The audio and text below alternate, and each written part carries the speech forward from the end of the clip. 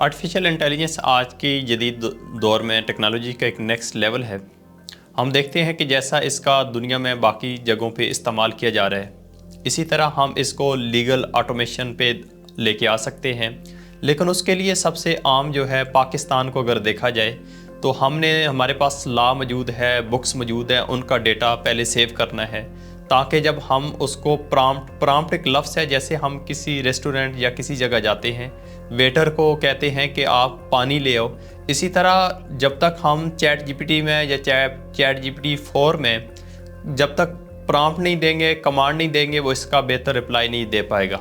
हम देखते हैं कि दुनिया में शायद पाकिस्तान एक ऐसा वाहिद मुल्क है जहाँ पे आर्टिफिशियल इंटेलिजेंस पे सबसे पहले फ़ैसला किया गया।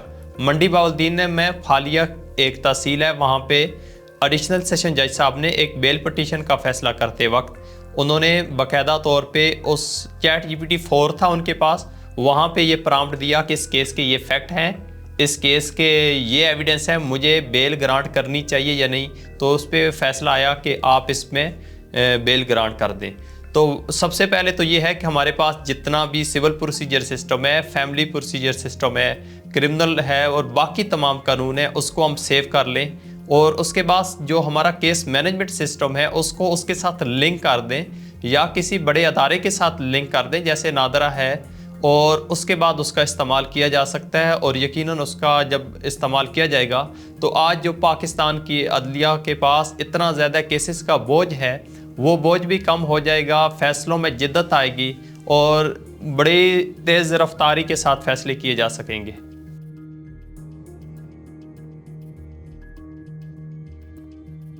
इस वक्त जो हमारे यहाँ जिद्दत तो आ रही है लीगल ऑटोमेशन सिस्टम में। हमारा जो ऑटोमेशन सिस्टम चल रहा है वो केस मैनेजमेंट सिस्टम है। केस मैनेजमेंट सिस्टम को अगर देखा जाए तो वो सिर्फ आपको नेक्स्ट डेट ऑफ हियरिंग की कार्रवाई बताता है और या उस पर कोई आर्डर हो तो वो बता रहा होता है। लेकिन ज़रूरत इस अमर की है कि हम तमाम जो लीगल एस्पेक्ट हैं दुनिया में, जैसे तमाम अदालती फ़ैसले ऑनलाइन होते हैं, इस्लामाबाद हाई कोर्ट के हम फैसलों को देखते हैं कि वो ऑनलाइन है, तो उसमें सबसे पहले है कि किसी जजमेंट में 44 पेजेस होते हैं, किसी में 50 पेजेस होते हैं। तो जब कोई प्रॉम्प्ट देना चाहता है तो उसको फोकस का वो रिप्लाई आ जाएगा, रेलिवेंट फैक्ट आ जाएगा, रेलिवेंट आर्गूमेंट अगर कोई करना चाहता है तो वो चीज़ें उसको मिल जाएंगी।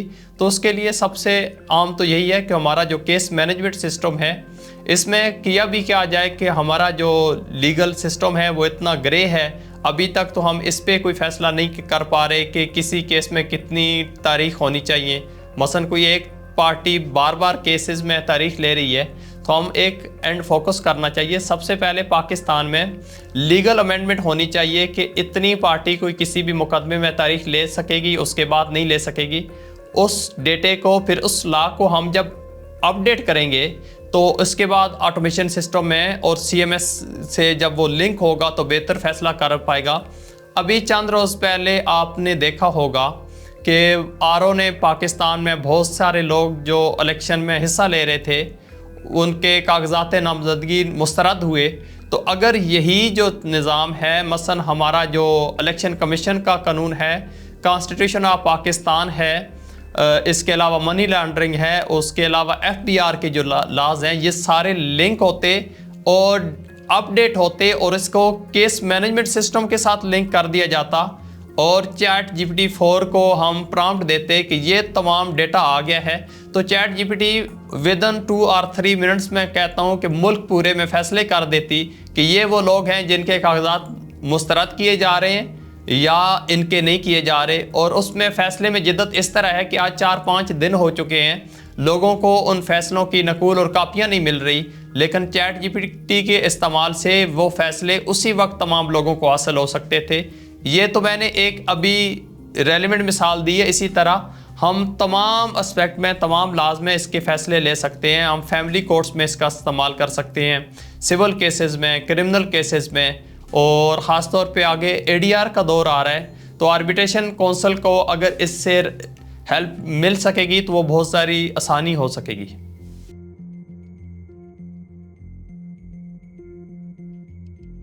मैं समझता हूँ कि फ्यूचर में जो वक्त है वो आर्टिफिशियल इंटेलिजेंस का है। आर्टिफिशियल इंटेलिजेंस ने, स्पेस टेक्नोलॉजी ने आज जिद्दत इख्तियार कर ली है।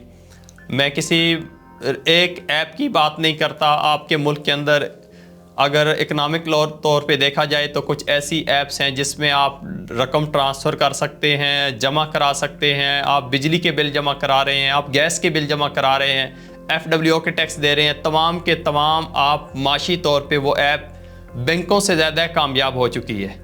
और इसी तरह हम अगर आर्टिफिशियल इंटेलिजेंस को एक ऐसी ऐप या नादरा से लिंक कर दें या एक ऐसा नया निज़ाम ले आएँ जिसमें जुडिशल भी हमारा सिस्टम हो, जिसमें सियासी, समाजी, इखलाकी तमाम के तमाम चीज़ों को उसके अंदर किया जा सकता है। मैं उसकी मिसाल देना चाहूँगा। जमहूरिया चीन में देखा जाए तो वी चैट है। वी चैट अब कोई एक रेलिवेंट इंस्टीट्यूशन तक, अदारे तक नहीं है। वी चैट में अगर आप देखें तो उन्होंने, चाइनीज़ ने अगर एक अपनी घड़ी पहनी हुई है तो उस घड़ी पे तमाम उसके स्कूल भी है, उसकी यूनिवर्सिटी भी है, उसके बिल्स भी हैं, उसके घर भी है। वो यहाँ पे उस घड़ी को क्लिक करेगा तो उस पर तमाम उसका डेटा आ जाएगा। अगर वो किसी बस में भी सवार होना चाहता है तो उसके पास अकाउंट में पैसा है तो उसको यूज़ करेगा तो हो जाएगा। देखिए, टेक्नोलॉजी जब आई थी ना तो बहुत सारे लोग उसके मुखालफ भी थे, लेकिन वक्त ने देखा कि टेक्नोलॉजी को जिन लोगों ने इस्तेमाल किया आज दुनिया में वही कौमें हैं। आज का जदीद दौर जो है ये इंफॉर्मेशन टेक्नोलॉजी से आगे आर्टिफिशियल इंटेलिजेंस आ चुका है। आर्टिफिशियल इंटेलिजेंस जैसे पाकिस्तान जैसे तरक्की पजीर मुल्क है, हमें थोड़ा सा ये करना है कि चाहे वो लीगल हो, चाहे माशी हो, समाजी हो, ज़राअत के शोबे हों, तमाम का जो डेटा है उसको अपडेट करना है, उसको इसके साथ लिंक करना है। लेकिन आप अगर कहें ना कि इसके बगैर हम इसके रास्ते में रुकावट बनेंगे या आर्टिफिशियल इंटेलिजेंस से रूगर्दानी इख्तियार करेंगे या पाकिस्तान में बैन कल्चर मैं समझता हूँ ज़्यादा है कि यहाँ पे प्रमोट नहीं किया जाता शुरू में, तो उससे बड़ा मुश्किल है कि हम आगे चल सकें। हमें ज़रूरत समर की है कि आज अगर आप डिफेंस की भी बात करें तो फ्यूचर में आपके जो ड्रोन और दीके चीज़ें आएंगी तो उसका कंट्रोल आर्टिफिशियल इंटेलिजेंस के थ्रू होगा। आपका जुडिशल सिस्टम जो है पाकिस्तान में एक आम रवायत है, समझा जाता है कि कानून का बेहतरीन नुक्ता कानून का इनकार है।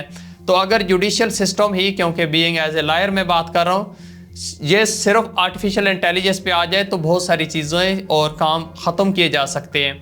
पाकिस्तान में एक काज लिस्ट सिविल जज के पास जाके देखी जाए तो उसमें कोई 100 में से 70 या 80 मुकदमात फैमिली मुकदमात होते हैं।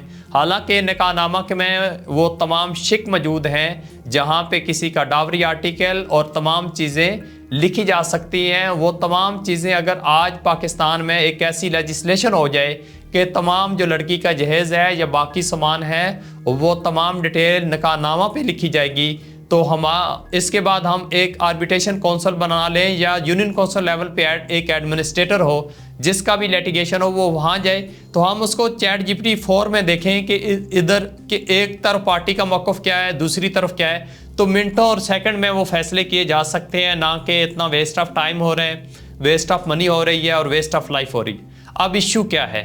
अगर मैं सिर्फ जुडिशल सिस्टम की बात करूँ तो जैसे वक्त के साथ साथ डिफरेंट चीज़ें अपडेट आ रही हैं, ऑटोमेशन सिस्टम में केस मैनेजमेंट सिस्टम आया है, तो ऐसे ही जो जजेस साहबान हैं उनको आर्टिफिशियल इंटेलिजेंस की ट्रेनिंग कराना आम है, उनको चैट GPT का इस्तेमाल करना बताना पड़ेगा। हमें तमाम मिनिस्ट्रीज़ को इससे आगाह करना पड़ेगा। पार्लियामेंट बाकायदा तौर पे इस पे सेशन करे, बल्कि पार्लियामेंट ऑफ पाकिस्तान को तो फ़ौरन तौर पे जैसे ही आर्टिफिशियल इंटेलिजेंस आई है तो उसको एक लेजिस्लेशन के जरिए तमाम अदारों में फ़ौरन तौर पे इसको नाफिज कर देना चाहिए था। लोगों के दिलों में ये डर है कि आर्टिफिशियल इंटेलिजेंस आने से बहुत सारे लोग बेरोज़गार हो जाएंगे।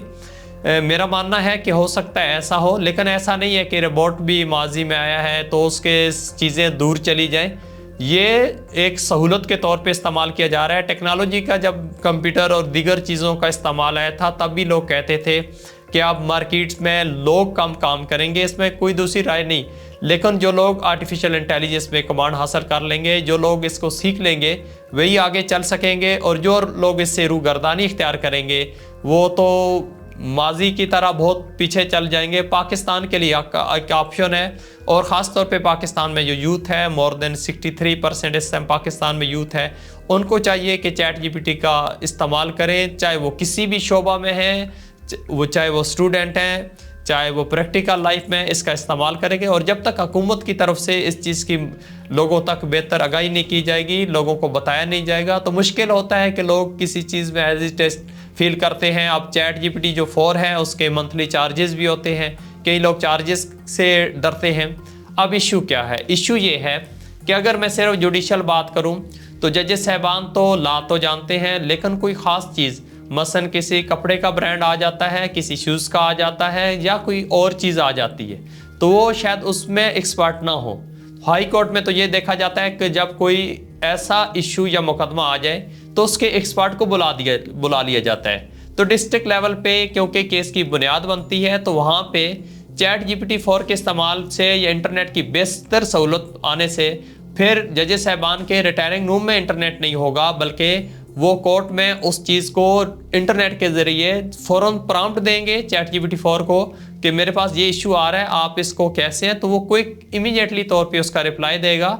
और मैं ये समझता हूँ कि पाकिस्तान में तमाम शोबों पे इसका इस्तेमाल फ़ौरन आना चाहिए और इसी में हम सब की बका भी है।